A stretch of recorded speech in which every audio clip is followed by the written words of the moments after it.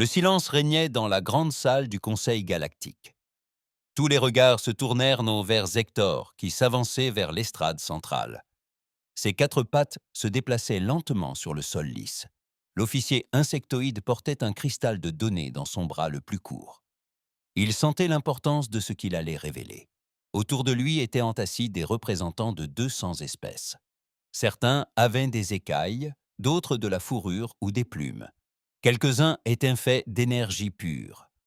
Mais aujourd'hui, tous partageaient la même inquiétude, la peur. Hector plaça le cristal dans le projecteur. Un hologramme apparut au-dessus d'eux. Il montrait une petite planète bleue et verte. « La Terre », dit-il, son traducteur vocal émettant des cliquetis. Un monde primitif des confins de l'espace. Ils n'ont même pas encore quitté leur propre système stellaire. Ils se livrent à des guerres intestines. Ils n'ont pas de gouvernement unifié. D'après tous nos calculs, ils devraient être faciles à conquérir.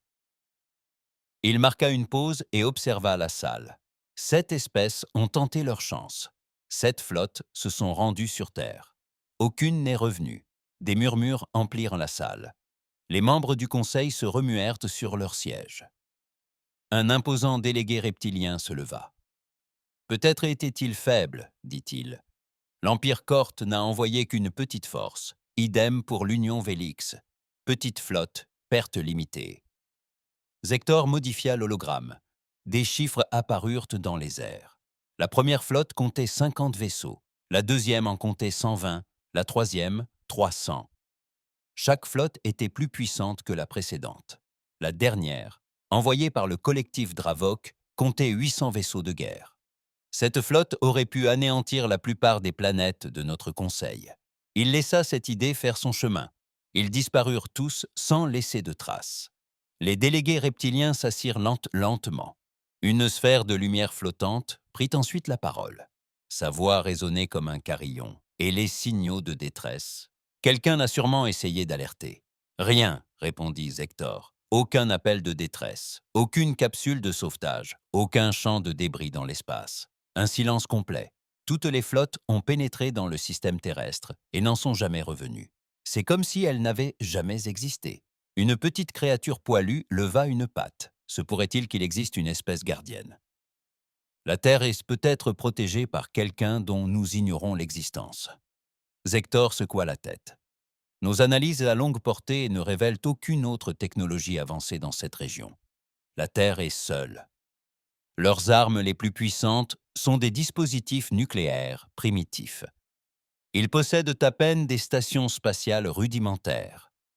D'après tous nos modèles, ils ne devraient pas pouvoir se défendre contre ne serait-ce qu'un seul de nos patrouilleurs. La salle résonna de bruit. Tous parlaient en même temps. Certains délégués étaient furieux, d'autres effrayés. Quelques-uns semblaient curieux.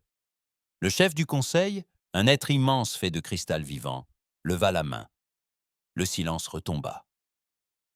Nous devons comprendre ce qui se passe dans ce système. Nous ne pouvons ignorer ce schéma. Si la Terre possède une arme ou un système de défense que nous ignorons, nous devons le savoir. Du fond de la salle, une voix grave retentit. L'Empire Krahok résoudra ce mystère. Tous les regards se tournèrent vers lui. Le général Kratvor s'avança. Il était massif, recouvert d'une épaisse armure. Son espèce était réputée pour sa puissance militaire. Ils avaient conquis 12 mondes rien que durant la dernière décennie. 7 flottes avaient échoué car elles n'étaient pas composées de Krahoks. Il déclara avec fierté. « Nous prendrons 1000 vaisseaux, nous amènerons nos meilleurs guerriers et nous rapporterons des réponses. » Le chef du conseil regarda Hector. « Qu'en pensez-vous, officier du renseignement ?» Hector resta silencieux un instant. Ses yeux composés scrutèrent à nouveau les données. Il avait un mauvais pressentiment, mais il n'en avait aucune preuve, aucun élément concret, seulement l'impression qu'il leur manquait quelque chose d'important. « Je pense que nous devons être prudents, mais si l'Empire Krahok souhaite enquêter, je ne peux pas les en empêcher. » Le général Kratvor éclata de rire. « La prudence est pour les faibles. » Les Kraoks ne craignent pas les espèces primitives. Nous allons montrer à ce conseil ce qui est arrivé à ces 7 flottes, puis nous revendiquerons la terre pour l'Empire. Le chef du conseil acquiesça lentement. Très bien. L'Empire Kraokox est autorisé à explorer la Terre, mais vous devez envoyer des rapports réguliers et respecter les protocoles de premier contact. Kratfor agita une main gantée d'armure. Bien sûr, nous respecterons toutes les règles. Mais Hector perçut l'expression dans les yeux du général. Les Krahawks n'avaient aucune intention de suivre le moindre protocole. Ils aspiraient à la conquête. Ils aspiraient à la gloire. La réunion terminée, Hector regagna ses quartiers. Un profond sentiment d'appréhension l'envahissait. 7 flottes avaient disparu. Pourquoi les Krahawks pensaient-ils qu'elles seraient indifférentes? Il activa sa console personnelle et envoya un message codé à un contact du réseau de renseignement. Le message était simple, mais dangereux. Il demandait l'autorisation de déployer des drones de surveillance dissimulés sur plusieurs vaisseaux Krahawks. Si le Conseil découvrait la supercherie, il risquait de perdre son poste. Mais il devait savoir ce qu'il était advenu de ses flottes. 2 jours plus tard, il reçut l'autorisation. Elle venait de la dirigeante du Conseil en personne. Elle aussi était inquiète. Hector travailla toute la nuit. Il modifia 6 petits drones pour les dissimuler dans les vaisseaux Krahawk. Ils enregistreraient tout et renverraient les données par des canaux quantiques. Même si les vaisseaux étaient détruits, les informations seraient préservées. 3 semaines s'écoulèrent. La flotte Krahawk se rassembla aux confins de l'espace du Conseil. 1000 vaisseaux de guerre, une puissance de feu suffisante pour raser un continent. Le général Kratvor se tenait sur la passerelle de son vaisseau amiral, le regard tourné vers les étoiles. Hector observait à distance ses drones se fixer à 6 vaisseaux différents. Personne ne s'en aperçut. Les Krahawks étaient trop confiants, trop sûrs de leur victoire. La flotte activa ses moteurs de saut. L'espace se courba autour d'eux. Dans un éclair de lumière, ils disparurent. Hector, assis dans ses quartiers, attendait. Son écran affichait les images des drones. La flotte Krahawk traversait l'espace de saut. Ils atteindraient la Terre dans 3 heures. Il songea aux humains. À quoi ressemblaient-ils? Étaient-ils des guerriers? Possédaient-ils une arme secrète? Ou y avait-il autre chose? Quelque chose auquel personne n'avait pensé. Le compte à rebours s'égrenait. 2 heures, 1 heure, 30 minutes. Puis les écrans clignotèrent. La flotte Krahawk était arrivée dans le système terrestre. Hector se pencha en avant. Ses yeux composés scrutaient chaque détail. Sur la passerelle du vaisseau amiral, le général Krator se tenait droit. Tous les vaisseaux, formation de combat, charger les armes, préparer la demande de reddition. L'officier de transmission était tenté à son poste. Général, nous détectons des milliers de transmissions en provenance de cette planète, mais elles ne nous sont pas destinées. Krator fronça les sourcils. Que voulez-vous dire? Les humains communiquent entre eux, sire, sur des centaines de fréquences différentes. Dans de nombreuses langues, ils semblent se disputer. Le général rit. Ils n'ont même pas de commandement unifié. Ce sera plus facile que prévu. Transmettez l'ordre. Ordonnez-leur de se rendre immédiatement. Le message fut envoyé. Il fut diffusé sur toutes les fréquences humaines.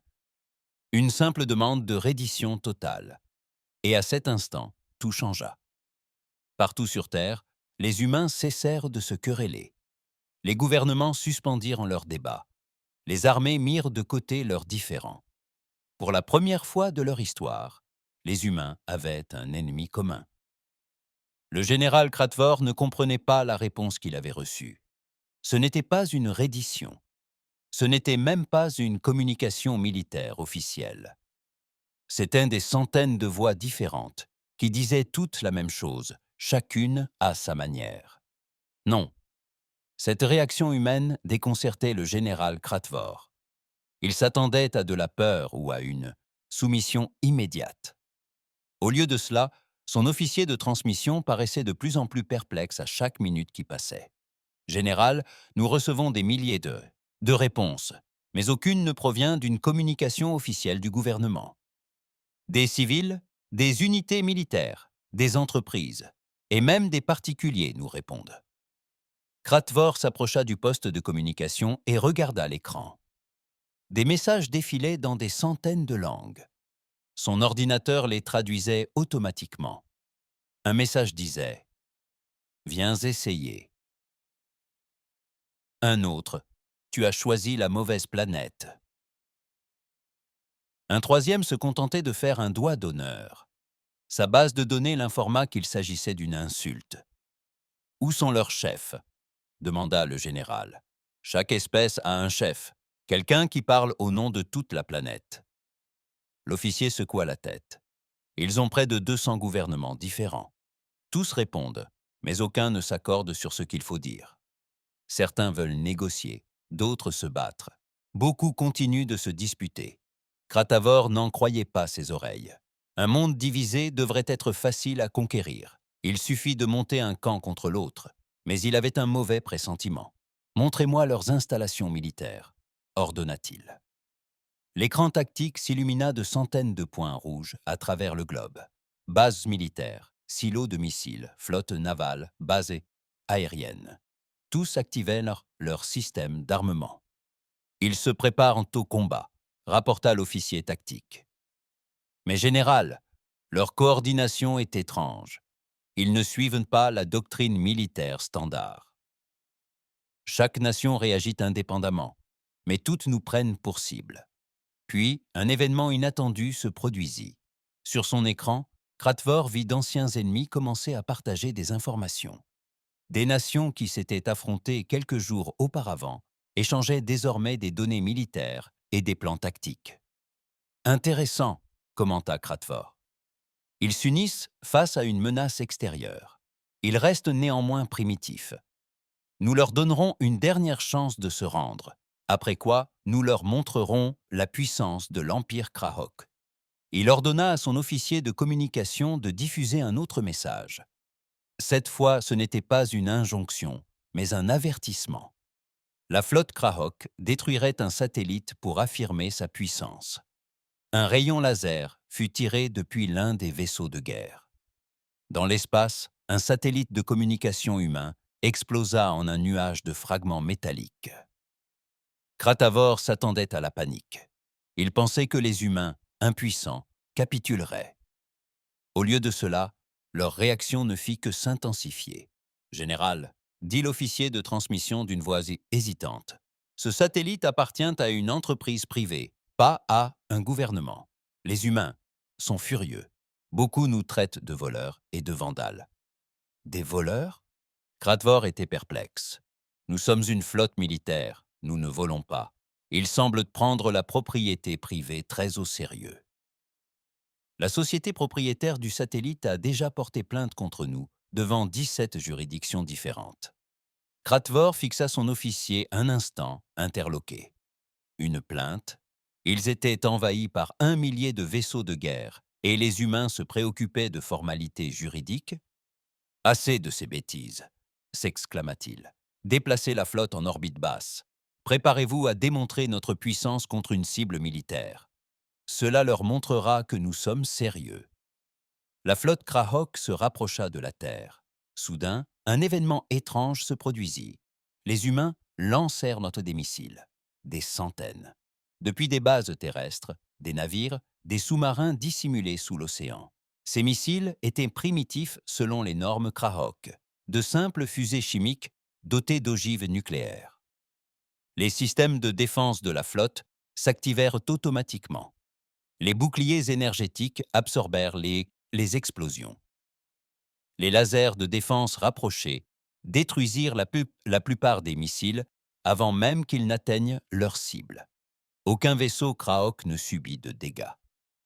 Mais Kratvor remarqua quelque chose d'étrange. Les missiles continuaient d'affluer, et chaque vague était légèrement différente. Les humains changeaient de tactique à chaque attaque. « Ils apprennent », dit son officier tactique. La première vague était directe, la deuxième a utilisé des leurres. La troisième s'est divisée et a attaqué de plusieurs côtés. « Ils gaspillent leurs armes », répliqua Kratvor. « Nos boucliers peuvent encaisser ça indéfiniment. » Mais au fond de lui, quelque chose le troublait. Jamais aucune espèce ne s'était adaptée aussi vite. La plupart des civilisations avaient né des stratégies militaires bien établies. Elles s'entraînaient pendant des décennies à des tactiques spécifiques. Les humains, eux, semblaient inventer de nouvelles stratégies toutes les quelques minutes. Puis la véritable attaque commença. Elle débuta par les réseaux informatiques. Les systèmes de Krahok commencèrent à signaler des erreurs. D'abord mineures. Un capteur dysfonctionnait. Le canal de communication serait saturé. Les données de navigation afficheraient de minuscules erreurs. Nous sommes sous cyberattaque, a rapporté l'officier des systèmes. Les humains ont infiltré nos réseaux. Impossible, a rétorqué Kratvor. Notre cryptage est de niveau militaire. Il faudrait des siècles pour le casser. Ils n'y arrivent pas. En général, ils le trompent. Les attaques viennent de partout. Certaines sont sophistiquées, d'autres rudimentaires, mais efficaces. Ils testent toutes les méthodes pour voir ce qui fonctionne. Kratvor a ordonné à sa flotte d'isoler ses systèmes informatiques. Plus aucune connexion avec la Terre. Seuls les réseaux internes des vaisseaux seront autorisés. Les cyberattaques cessèrent. Mais les humains tentèrent une autre approche. Ils se mirent à saturer tous les canaux de communication, musique, publicité, émissions de télévision, même Internet, données aléatoires. La flotte Krahok pouvait à peine communiquer entre elles dans ce chaos. « Filtrez tout ça », ordonna Kratvor. Ils obéirent. Mais les humains changèrent alors de tactique. Ils commencèrent à diffuser de faux signaux militaires, de fausses coordonnées, de faux appels de détresse et de fausses données de ciblage. La flotte Krahok ne subissait aucun dégât, mais la frustration commençait à monter. Ces humains combattaient de façon incohérente. Ils ne respectaient aucune règle. Ils n'avaient aucun honneur. Ils lançaient des attaques incessantes et variées. « Général !» cria l'officier tactique. « Plusieurs vaisseaux humains approchent. » Ce sont apparemment des chasseurs. Sur l'écran, Kratvor vit des dizaines de chasseurs à réaction primitif s'élever de la Terre. Ils étaient lents comparés aux vaisseaux de Krahok. Leur armement se limitait à des projectiles et des missiles rudimentaires. « Occupez-vous d'eux », ordonna-t-il. Les systèmes de défense rapprochés des Krahok verrouillèrent sans leur cible. Des rayons d'énergie jaillirent. La première vague de chasseurs explosa. Mais d'autres arrivèrent. Et encore. Et encore. « Combien de chasseurs ont-ils » demanda Kratvor. « Inconnu, général. Nous estimons qu'il y en a au moins 50 000 disséminés sur la planète. Et ils continuent d'en lancer. 50 000. La flotte Krahak pourrait tous les anéantir. Mais cela prendrait du temps et des munitions. Et pendant qu'ils seraient occupés avec leurs chasseurs, que tenteraient d'autres les humains? Soudain, quelque chose heurta l'un de ces vaisseaux. Pas un missile, pas un chasseur, un morceau de métal, juste un débris spatial filant à grande vitesse. Dégâts mineurs sur le vaisseau 457, rapporta l'officier tactique. Les boucliers ont tenu bon. Aucun blessé. Un nouvel impact, puis un autre. Les humains utilisaient des lanceurs de projectiles pour envoyer des projectiles métalliques en orbite. Simple, rudimentaire, mais suffisamment rapide pour menacer les vaisseaux s'ils atteignaient la cible. « C'est de la folie », dit Kratvor. « Ils nous envoient tout ce qu'ils ont, sans stratégie, sans coordination, juste le chaos. »« Général », dit une nouvelle voix. C'était l'officier scientifique. « Je crois que c'est leur stratégie. Ils testent nos défenses. Chaque attaque leur fournit des données. Chaque riposte leur révèle nos capacités. Ils apprennent plus vite que n'importe quelle espèce que j'ai jamais étudiée. » Kratvor consulta l'écran tactique. La bataille durait depuis 3 heures. Sa flotte avait subi des dégâts minimes. Ils avaient détruit des centaines d'aéronefs humains et des milliers de missiles. De toute évidence, les Krahoks étaient en train de gagner, mais les humains ne s'arrêtaient pas. Ils ne reculaient pas. Et à chaque heure qui passait, leurs attaques devenaient plus ingénieuses. Au loin, Zektor observait grâce à ses drones dissimulés. Il voyait tout. Et ce qu'il vit le glaça d'effroi. Les humains ne cherchaient pas à gagner. Pas encore. Ils apprenaient. Chaque attaque était une expérience, chaque défaite une leçon. Et les humains apprenaient très, très vite. 3 jours s'étaient écoulés depuis l'arrivée de la flotte Kraox sur Terre. Le général Kratevor s'attendait à ce que la Terre capitule depuis longtemps. Au lieu de cela, il combattait encore. Sa flotte avait détruit plus de 2000 vaisseaux humains. Ils avaient monté et abattu 30 000 missiles. Ils avaient mis hors service des dizaines de bases militaires. Mais les humains continuaient le combat. Ce qui troublait le plus Kratevor, c'était leur façon de combattre. Ils n'agissaient comme aucune force militaire qu'il ait jamais affrontée. Il n'y avait pas de commandement central, pas de stratégie globale. Juste des millions d'humains qui faisaient tout leur possible pour semer le chaos. Certaines attaques étaient militaires, avions de chasse et missiles. D'autres étaient nets et civils. Des pirates informatiques ont mis hors service les ordinateurs des vaisseaux. Des opérateurs radio ont brouillé les communications. Même de simples citoyens ont trouvé des moyens d'interférer. Mais le pire, c'était leur rapidité d'adaptation. Dès le premier jour, les missiles humains étaient incapables de percer les boucliers de Krahok. Dès le deuxième jour, ils avaient appris à saturer des sections spécifiques des boucliers par des tirs concentrés. Le troisième jour, ils coordonnaient des attaques multidirectionnelles pour exploiter les faiblesses des boucliers. Ils sont en train de déconstruire notre technologie, expliqua l'officier scientifique. Chaque fois que nous détruisons un de leurs vaisseaux, ils analysent notre épave. Ils étudient nos armes. Ils apprennent nos tactiques. Les primitifs ne peuvent pas apprendre aussi vite, insista Kratatvor. Ceci, si, général, j'ai analysé leur biologie. Les humains sont des chasseurs acharnés. Sur leur planète, ils poursuivaient leur proie pendant des jours, jusqu'à ce qu'elle s'effondre d'épuisement. Ils n'abandonnent jamais. Et leur cerveau est programmé pour résoudre les problèmes sous pression. Kratvor refusa de l'entendre. Il ordonna à la flotte de passer à l'action. Il frapperait des cibles militaires à la surface pour montrer aux humains le prix d'une résistance continue. La première frappe orbitale atteignit une base militaire en Amérique du Nord. L'arme à faisceau creusa un cratère d'1,5 km de diamètre. Des milliers d'humains périrent.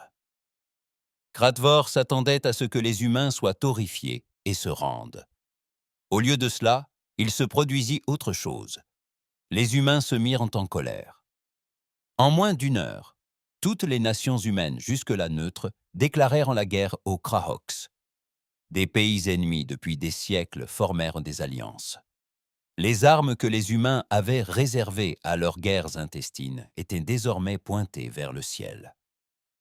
Le bombardement orbital se poursuivait, mais chaque attaque semblait renforcer la détermination humaine au lieu de l'ébranler. « Ils ne sont pas rationnels, dit Kratvor. Ils devraient comprendre qu'ils ne peuvent pas gagner. » Son officier tactique avait un avis différent. « Général, je ne pense pas qu'il se soucie de gagner. Je pense qu'il ne se soucie que de ne pas perdre. Il y a une nuance. » Cette nuit-là, un événement changea tout. Un petit vaisseau spatial habité s'approcha de la flotte Krahok. Il ressemblait à peine à une boîte métallique équipée de moteurs fusées. À son bord se trouvaient 3 humains en combinaison spatiale. Le vaisseau transmit un message simple. « Nous voulons parler. » Kratvor était méfiant, mais aussi curieux. Il ordonna que le vaisseau soit amené à bord de son vaisseau amiral. Les humains furent gaiement fouillés. Ils n'avaient aucune arme. Les 3 humains se tenaient dans la salle de conférence. 2 hommes et une femme. Ils semblaient certes fatigués, mais pas effrayés. « Je suis le docteur Sarah Chen », dit la femme par l'intermédiaire d'un interprète. « Nous représentons la coalition pour la défense humaine. Nous souhaitons discuter des conditions. Des conditions de reddition. Nous souhaitons discuter des conditions. » « Des conditions de reddition » demanda Kratvor. « Non, nous voulons vous faire une offre. » Kratvor était intrigué malgré lui. « Quelle offre ?» Le docteur Chen sourit. Ce n'était pas un sourire amical. « Partez maintenant. Retournez à votre conseil. Dites-leur que les humains ne doivent pas être envahis. Faites cela et nous vous laisserons la vie sauve. » Un silence s'installa. Puis Kratvor éclata de rire. C'était un grondement sourd et profond. « Vous me laisserez vivre ? Humain, je dispose de 1000 vaisseaux de guerre. Vous avez des fusées rudimentaires et des armes nucléaires. Je pourrais réduire votre planète en cendres. Vous le pourriez, Dr. Chenagrid, mais vous perdriez quand même. »« Comment ?» demanda l'un des hommes. « Parce que nous n'avons pas besoin de gagner. Nous avons juste besoin de vous faire échouer. Votre conseil vous a envoyé ici pour obtenir des réponses. Si vous détruisez la Terre, vous n'aurez aucune réponse. Juste une planète morte et la honte d'avoir perdu une flotte entière face à des primitifs. »« Je n'ai rien perdu, » dit Kratvor. « Pas encore, » répondit le docteur Chen. « Mais vous perdrez. Nous avons étudié votre flotte. Nous connaissons désormais les fréquences de vos boucliers. Nous connaissons la portée de vos armes. Nous savons combien de missiles il faut pour saturer vos défenses ponctuelles. Et nous produisons en masse tout ce dont nous avons besoin. » Elle sortit une tablette et lui montra des chiffres. Cadence de production, puissance des armes, analyse tactique. Dans 2 semaines, nous aurons suffisamment d'armes pour infliger de sérieux dégâts à votre flotte. Dans 1 mois, nous pourrons la détruire. Et si vous détruisez notre planète, nous avons déjà envoyé des vaisseaux chargés de toutes les données collectées. D'autres colonies humaines sauront comment vous combattre, comment vous vaincre. Kratvor étudia les chiffres. Il appela son officier scientifique pour les vérifier. Ce dernier examina les données et hocha lentement la tête. « Ils ne mentent pas, général. Ces calculs sont exacts. Les humains ont des usines d'armement qui tournent jour et nuit. Ils produisent des munitions plus vite que nous ne pouvons les détruire. » Kratvor ressentit quelque chose qu'il n'avait pas éprouvé depuis des années. Le doute. « Pourquoi me dites-vous cela ?» demanda-t-il. « Pourquoi ne pas attaquer tout simplement ?» L'expression du docteur Chen s'adoucit légèrement.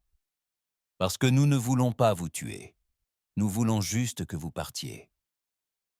Cette guerre coûte cher. Des gens meurent. Si vous partez maintenant, tout le monde vivra. Le Conseil me traitera de lâche. Le Conseil vous qualifiera d'intelligent. Vous avez survécu là où 7 autres flottes ont échoué. C'est une victoire suffisante. » Kratvor congédia les humains. Il avait besoin de temps pour réfléchir. Mais pendant qu'il réfléchissait, les humains agissaient.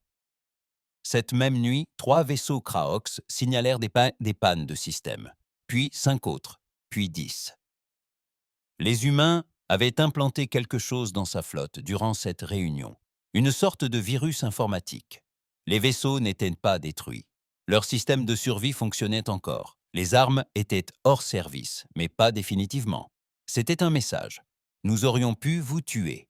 Nous avons refusé. Kratabor réunit ses officiers supérieurs. 7 flottes sont venues à ici. Aucune n'est revenue. Je comprends maintenant pourquoi. Les humains ne se battent pas pour gagner. Ils se battent pour rendre l'invasion trop coûteuse. Ils s'adaptent plus vite que n'importe quelle autre espèce que j'ai vue. Et ils n'abandonnent jamais. Il consulta son écran tactique. Sa flotte était assez encore puissante. Mais les humains avaient raison. Dans quelques semaines, ce serait un véritable combat. Et il n'y avait aucun honneur à détruire une planète juste pour éviter d'admettre un échec. « Préparez la flotte à sauter, » ordonna-t-il. « Nous partons. Mais général, le Conseil. » Le Conseil voulait des réponses. Je les ai. Les humains ne sont pas des proies, ce sont des prédateurs. Et ce prédateur est trop dangereux pour être chassé. La flotte Krahok commença à se préparer au départ, mais certains vaisseaux ne répondirent pas. Le virus humain s'était propagé plus loin que prévu. 20 vaisseaux étaient immobilisés dans l'espace, non pas détruits, mais hors service, lorsque des chasseurs humains firent leur apparition. Ils n'attaquaient pas, ils se contentaient d'observer, de s'assurer que la flotte Krahok était partie. « Général, » annonça l'officier de transmission, « les humains proposent de réparer nos vaisseaux endommagés. Ils promettent de ramener nos équipages sains et saufs si nous partons. » Kratévor n'en revenait pas. Les humains avaient hâte de gagner. Ils avaient mis sa flotte hors d'état de nuire. Et maintenant, ils proposaient leur aide. Accepte leur offre, dit-il doucement. Durant les 3 jours suivants, des ingénieurs humains montèrent à bord des vaisseaux immobilisés. Ils réparèrent les systèmes. Ils ramenèrent les jets et les équipages et renvoyèrent les jets et les vaisseaux sur Terre avec un seul message. Dites à la galaxie, les humains veulent la paix, mais si vous déclenchez la guerre, nous vous apprendrons pourquoi c'est une erreur. La flotte Kraok prit la fuite. Ils avaient perdu leur fierté, mais ils avaient survécu. C'était plus que ce que les 7 flottes précédentes pouvaient dire. Dans sa cachette, Zector analysa toutes les données des drones. Il avait tout enregistré, et maintenant, il comprenait. Les humains n'étaient pas forts. Ils n'étaient pas technologiquement avancés, mais ils étaient adaptables, persévérants, et ils combattaient avec une créativité qu'aucune autre espèce ne pouvait égaler. C'est ce qui faisait d'eux l'espèce la plus dangereuse de la galaxie. La salle du Conseil galactique était plus bondée que Zector ne l'avait jamais vue. La nouvelle du retour de la flotte Krahox s'était répandue comme une traînée de poudre. Tous voulaient en savoir ce qui s'était passé. Le général Kratvor se tenait devant le conseil. Il avait changé, moins fier, plus prudent. Son armure portait les stigmates de la bataille. « Je suis vivant », commença-t-il. « Ma flotte a survécu, mais nous n'avons pas conquis la terre. Nous n'en avions pas le pouvoir. » Un silence pesant s'installa dans la salle. Personne ne parla.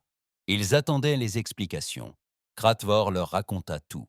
L'étrange façon de combattre des humains, leur capacité d'adaptation fulgurante, leur refus de se rendre, même face à une situation désespérée. « Ils ne ressemblent à aucune espèce connue, » dit-il. « Ils ne suivent pas nos règles. Ils ne pensent pas comme nous. Chaque attaque leur apprend quelque chose. Chaque bataille les rend plus forts. » Le délégué reptilien qui avait pris la parole auparavant se leva. « Vous aviez 1000 vaisseaux. Comment des primitifs auraient-ils pu vous vaincre? Ils ne nous ont pas vaincus. » Corrigea Kratvor. « Ils ont rendu la victoire vaine. Certes, nous aurions pu détruire leur planète, mais ils nous auraient infligé un prix si élevé que le Conseil m'aurait de toute façon considéré comme un échec. » Le chef du Conseil leva une main cristalline. « Officier de renseignement Zector, vous avez placé des dispositifs de surveillance sur la flotte Kraok. Montrez-nous vos enregistrements. » Zector s'avança vers le centre et activa son cristal de données. Des hologrammes emplirent l'air au-dessus d'eux. Tous observèrent en silence la diffusion des enregistrements. Ils virent là-haut les premières attaques humaines. Primitifs mais persévérants, ils avaient constaté la rapidité avec laquelle les humains apprenaient et s'adaptèrent. Ils avaient noté vu les cyberattaques, les projectiles à canon à propulsion magnétique, les essaims de chasseurs qui ne cessèrent d'arriver.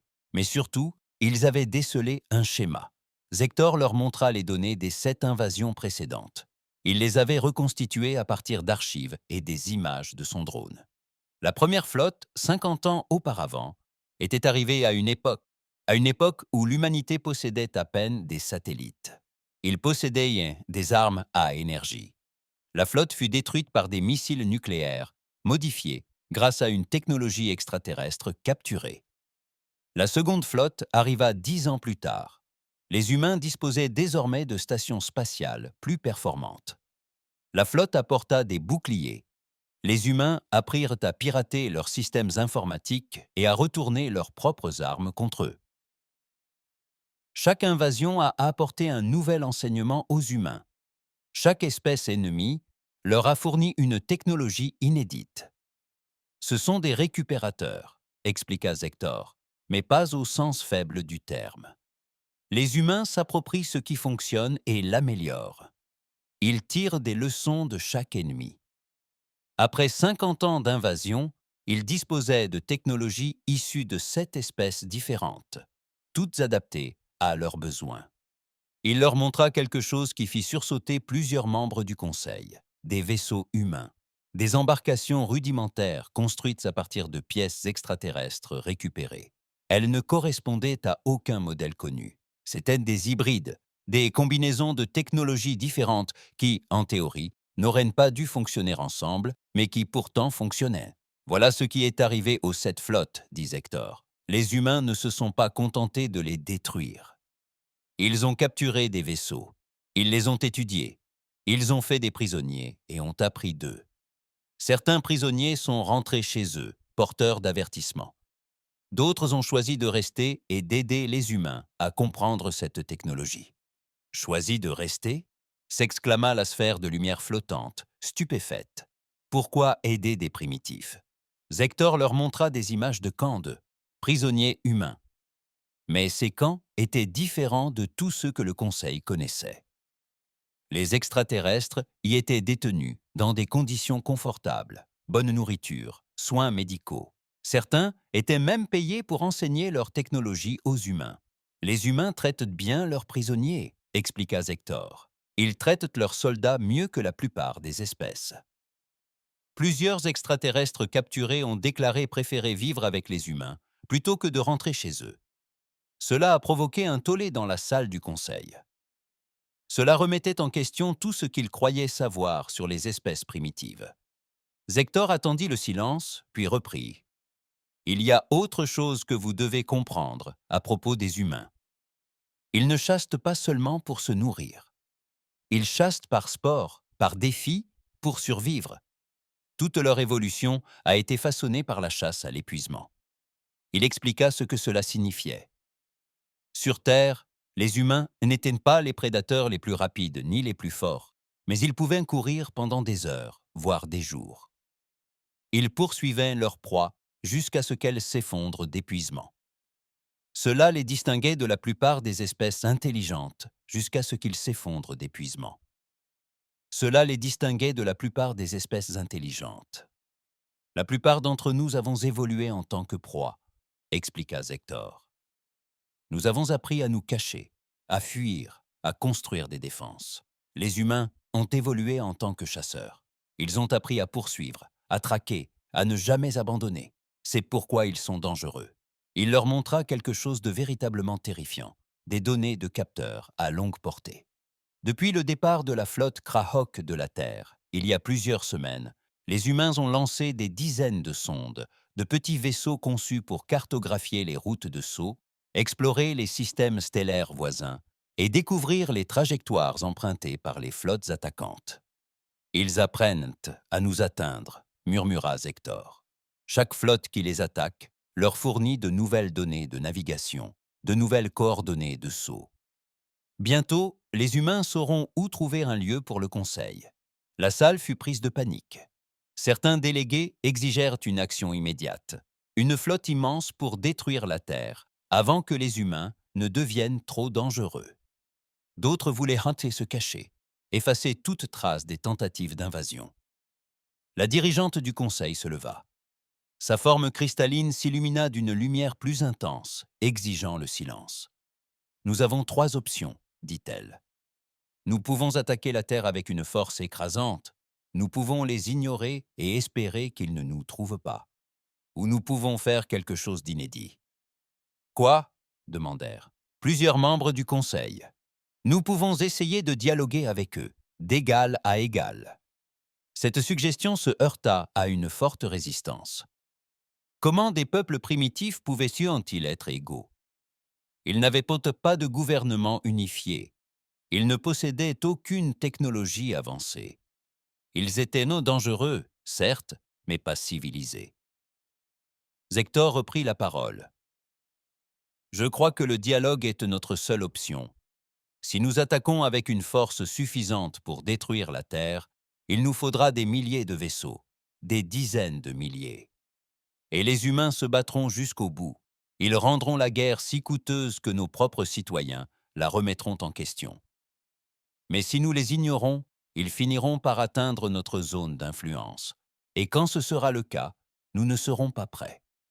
Ils auront tiré des leçons de 8 tentatives d'invasion. Ils seront plus avancés que nous ne pouvons l'imaginer. La seule option judicieuse est de les accueillir en amis avant qu'ils ne deviennent ennemis. » Le débat dura des heures. Certaines espèces souhaitaient arrêter la guerre, d'autres l'isolement. Mais peu à peu, une majorité se rallia à Zector. Le chef du conseil prit la décision finale. Nous enverrons une mission diplomatique, pas une flotte militaire. Un petit vaisseau, une délégation. Nous proposerons aux humains de siéger au Conseil galactique Et s'il refuse, demanda quelqu'un, nous réglerons le problème le moment venu, mais nous n'attaquerons pas en premier. Pas encore. Zector fut choisi pour diriger la délégation. Il accepta malgré sa peur. Il étudiait les humains depuis des mois. Il savait qu'ils étaient dangereux.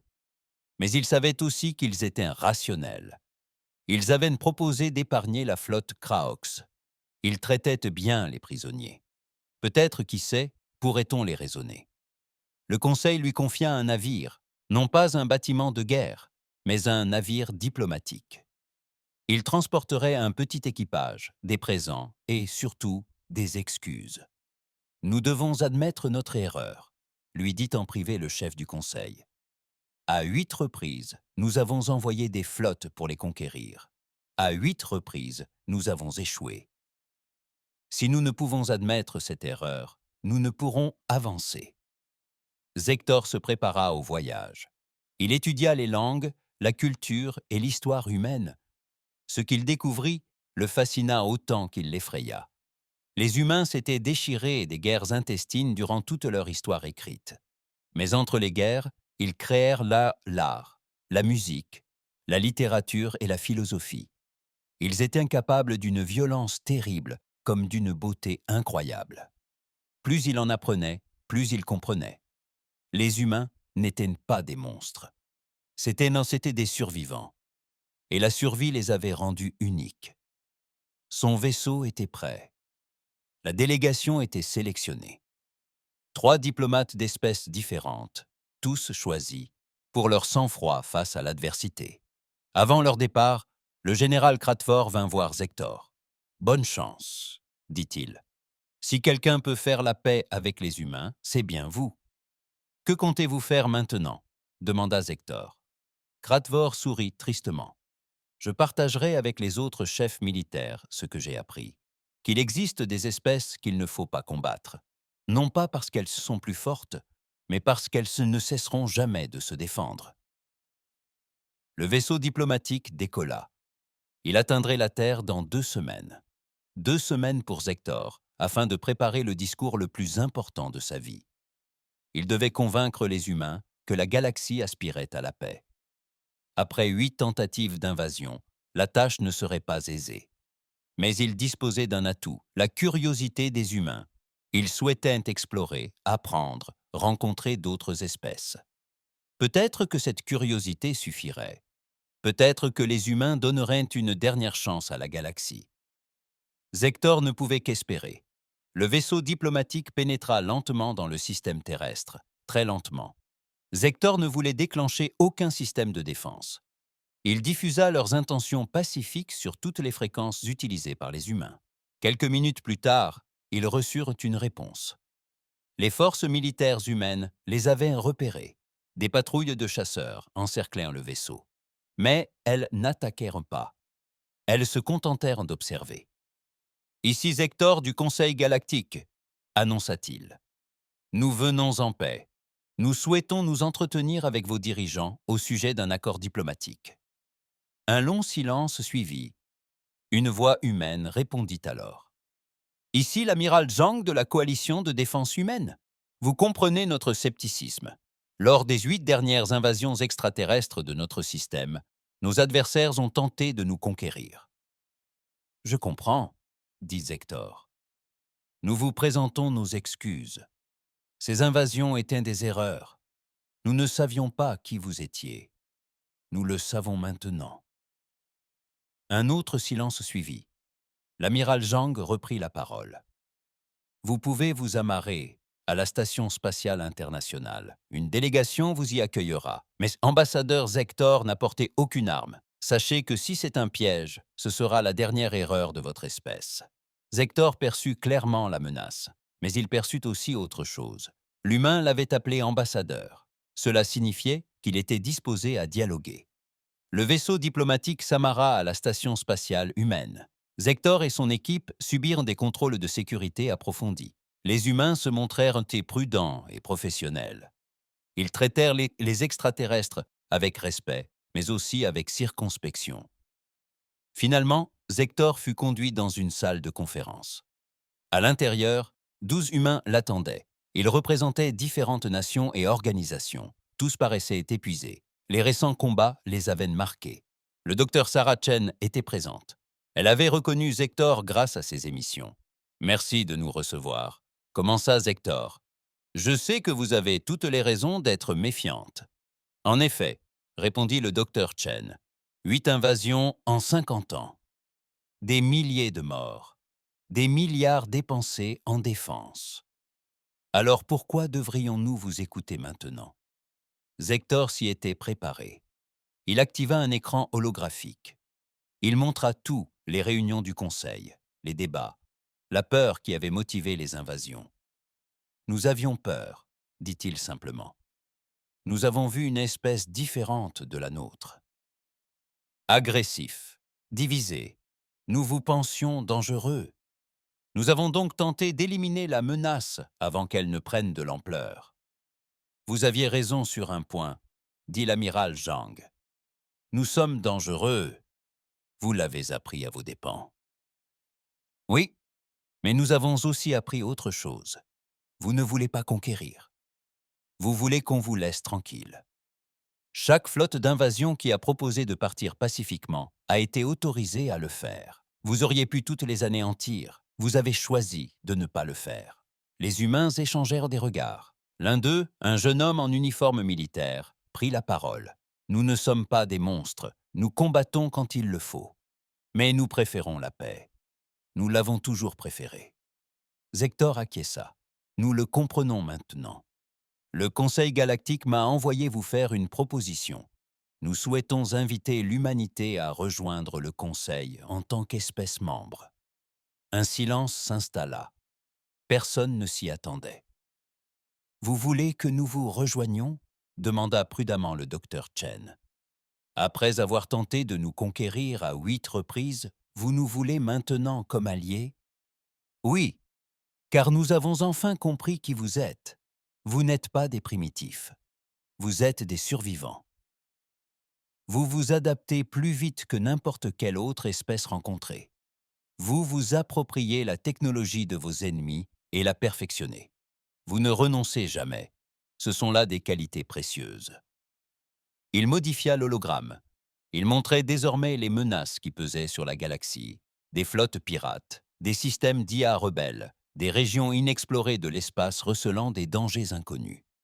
La galaxie a besoin d'espèces comme la vôtre. Nous nous sommes installés dans le confort. Nous suivons les règles. Nous évitons les risques. Mais parfois, l'univers exige de l'adaptabilité, de la créativité, la volonté d'explorer de nouvelles solutions. Les humains possèdent toutes ces qualités. La délégation humaine en a discuté entre elles. Ils ont parlé en plusieurs langues. L'interprète de Zector s'efforçait de suivre. Finalement, le docteur Chen prit la parole au nom du groupe. « Nous avons des conditions. »« Lesquelles ?» demanda Zector. « Premièrement, tous les prisonniers des invasions précédentes doivent pouvoir rentrer chez eux s'ils le souhaitent. Ceux qui veulent rester sur Terre peuvent le faire. »« D'accord. Deuxièmement, la Terre reste indépendante. Nous coopérerons avec le Conseil, mais nous restons autonomes.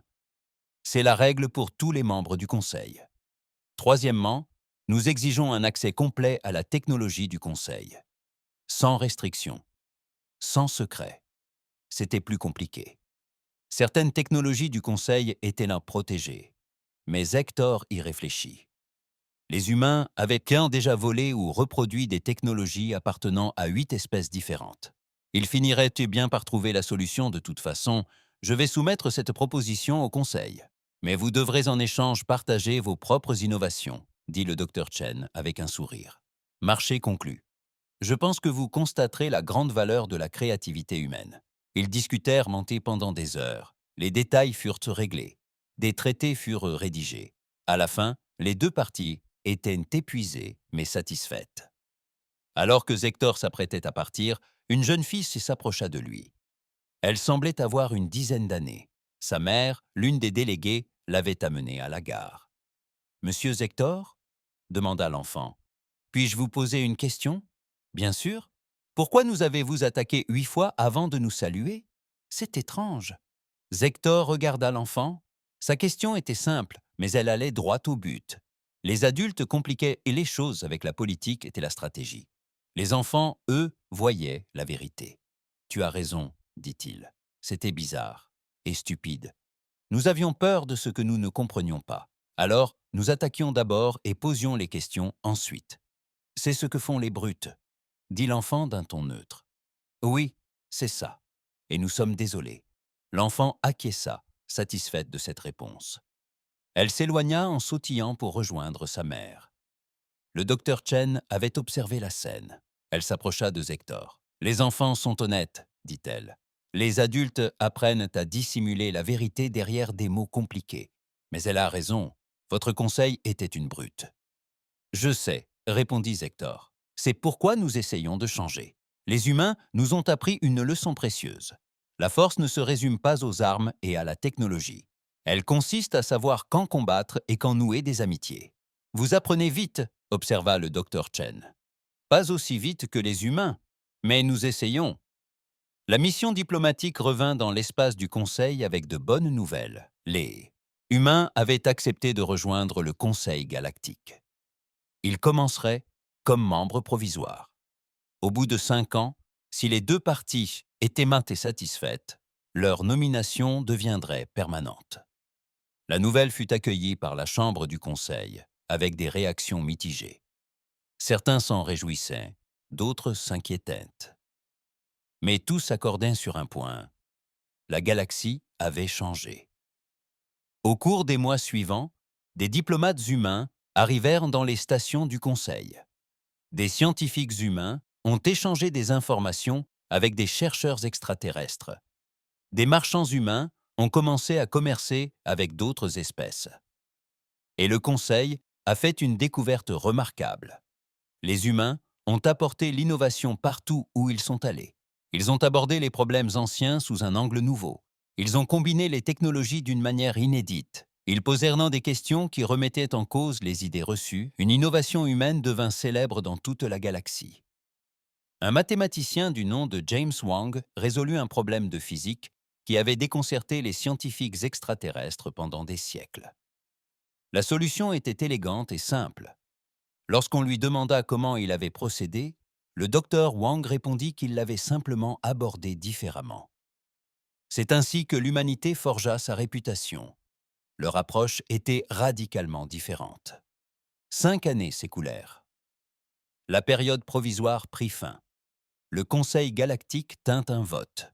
L'humanité devait-elle devenir membre permanent? Le vote fut unanime. Oui. Lors de la cérémonie, Hector se tenait aux côtés du Dr Chen. Ils étaient devenus amis au fil des ans. Elle était désormais la principale ambassadrice de la Terre auprès du Conseil. Au fil des ans, elle était devenue la principale ambassadrice de la Terre auprès du Conseil. « Nous y sommes parvenus, dit-elle, d'ennemis à alliés en 5 ans. Les humains ont fait le plus dur, répondit Hector. Vous nous avez pardonné. Cela demande plus de force que de gagner des batailles, sourit le docteur Chen. Nous sommes pragmatiques. Garder rancune coûte cher. Se faire des amis est profitable. La dirigeante du Conseil prit la parole devant l'Assemblée. Sa forme cristalline rayonnait de fierté. Aujourd'hui, nous accueillons l'humanité comme membre à part entière du Conseil galactique. Elle apporte force, innovation et sagesse acquise dans l'adversité. Sa présence parmi nous est un atout précieux. La salle éclata en applaudissements.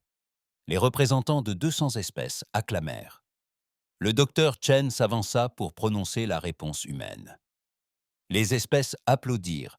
Le docteur Chen s'avança pour répondre au nom de l'humanité. D'une voix claire et assurée, elle déclara « Merci pour cet honneur. Les humains sont des explorateurs et des rêveurs. Nous avons toujours contemplé les étoiles, nous, demandant ce qui se cachait là-bas. À présent, nous le savons. Nous ne sommes pas seuls, et c'est le plus beau cadeau que nous puissions recevoir. » Elle marqua une pause, puis ajouta avec un léger sourire « Mais si quelqu'un d'autre tente d'envahir la Terre, nous sommes toujours prêts à nous défendre. » Pour que ce soit bien clair, la salle éclata de rire.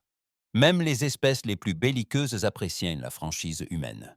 Plus tard dans la nuit, Hector, assis dans ses appartements, relisait ses notes. Il rédigeait un rapport sur le processus d'intégration humaine. Ce rapport serait une lecture obligatoire pour tous les diplomates du Conseil. Il repensait à tout ce qui s'était passé.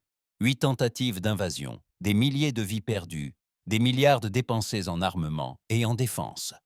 Tout cela parce que le Conseil avait peur de quelque chose de différent. Mais 5 ans plus tard, les humains étaient des membres à part entière de la société galactique. Ils apportaient leurs idées, résolvaient des problèmes et insufflaient énergie et enthousiasme à tout ce qu'ils entreprenaient. La galaxie ne commettrait plus jamais l'erreur de sous-estimer les humains. Mais surtout, elle en avait tiré une leçon essentielle.